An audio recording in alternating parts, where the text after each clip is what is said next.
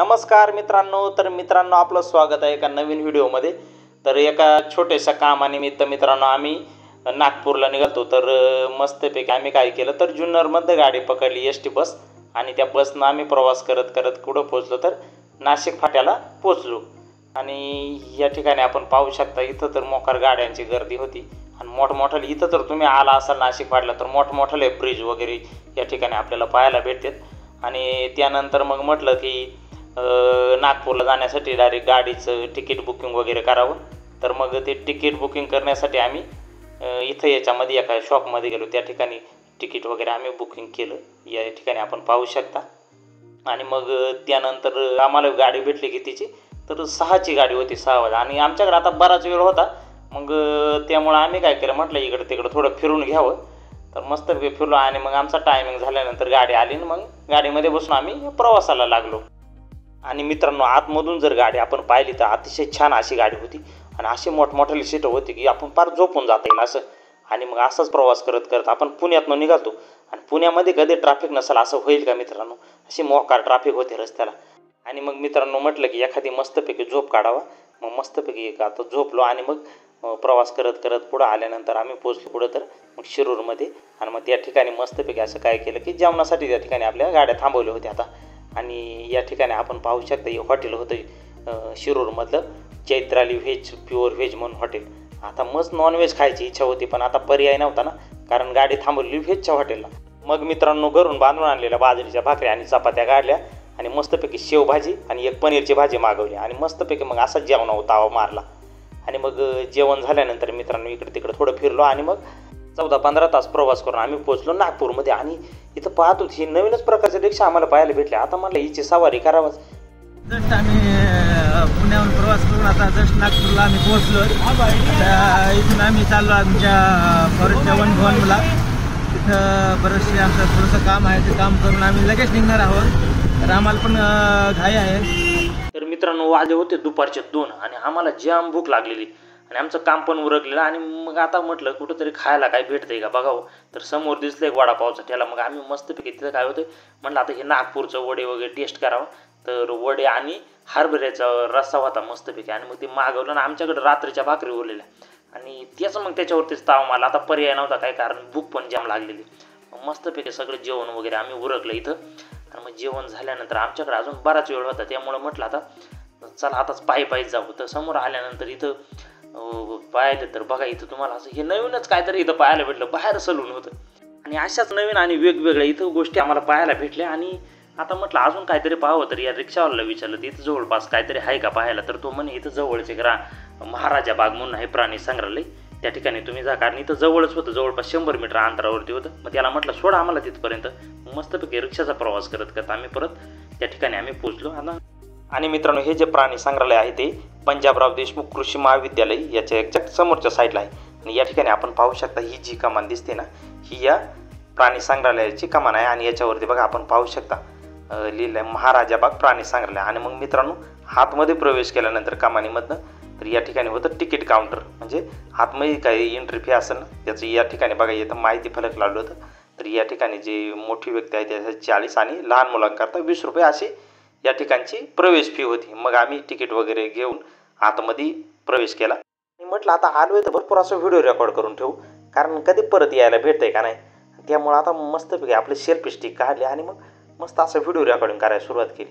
आणि इथलं वातावरण पण अतिशय थंड होतं बाकीचं बाहेरच्या वातावरणापेक्षा। आणि मग असंच पुढं चालत राहिलो। आता म्हटलं प्राणी पाहायला भेटतात का नाही। आणि तेवढं तर अचानक दिसला पुढं एक मोठा असा शामुर्ग, आणि मी तर शामुर्ग पहिल्यांदाच पाहिलेला आहे, त्याच्यामुळं असं एवढं भारी वाटलं ना। आणि मस्तपैकी असा त्याचा व्हिडिओ रेकॉर्ड केला, तो त्याच्याच नादात होता। आणि नंतर काय झालं की तो निघून गेला। मग म्हटलं आता आपणही निघावं, मग असंच पुढं चालत आलो आम्ही। आणि मित्रांनो थोडं पुढं चालत आल्यानंतर रस्त्यानं आगीन गाडी येताना दिसली। अरे म्हटलं ह्या जंगलामध्ये पूर्ण आगीन गाडी आली, आता ही आगीन गाडीमध्ये बसायची लई इच्छा झाली, पण आता जाऊ द्या म्हटलं इथं थांबल का नाही। मग आम्ही म्हटलं चला आता पायी निघू। मग असंच 1 to 1 करत आम्ही निघालो। देशमुख भाऊसाहेब पुढं झालेत, मी त्यांच्या मागं असं मस्तपैकी चालत पुढं आलो परत। आणि मग या ठिकाणी दिसला आम्हाला एक बोट, त्याच्यावरती माकडं बिबट आणि अस्वल आहेत म्हणून असं पुढं दाखवलेलं। म्हटलं आता हे माकडं पाहावंच, तर इथं आल्यानंतर हे बघा माकडं चिट्टानाटन उड्या मारत होते। आता माकड काय आम्हाला नव्हते, कारण भीमाशंकरला मोकार माकडं, त्याच्यामुळे काय माकडांचा रोजच संपर्क आहे. आणि मग त्याच्यानंतर पुढं आल्यानंतर मित्रांनो इथं लोकांची पण मोकार गर्दी जाते. आता म्हटलं इथं काय पाहावं, अर तो आतमध्ये बघा हा बिबट्या. आता बिबट्या आहे काय आम्हाला नवीन नाही, आता जुन्नरमध्ये मोकार बिबट्यात म्हणल्यावर काय त्याचा बिबट्याचा काही संबंध नव्हता.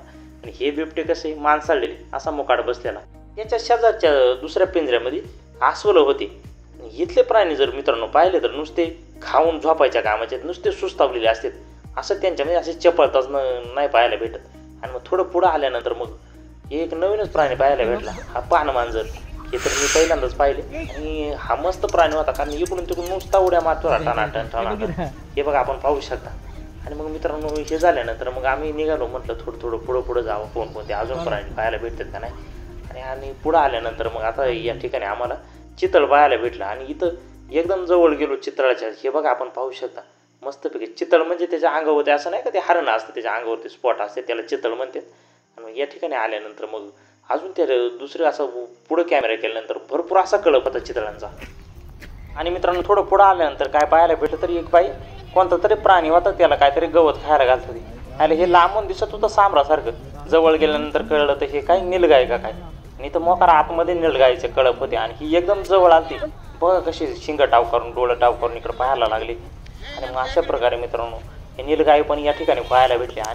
आणि मित्रांनो या लोकेशनला आल्यानंतर काहीतरी वेगळंच आम्हाला पाहायला भेटलं. आता काही हे पाहिलेलं होतं, पण इथं बऱ्याच प्रकारचे मासे काय जाते काचेच्या बॉक्समध्ये, ॲक्वेरियम जे हे असते ना त्याच्यामध्ये वेगवेगळे म्हणजे रंगीबेरंगी मासे असे या ठिकाणी ठेवलेले होते.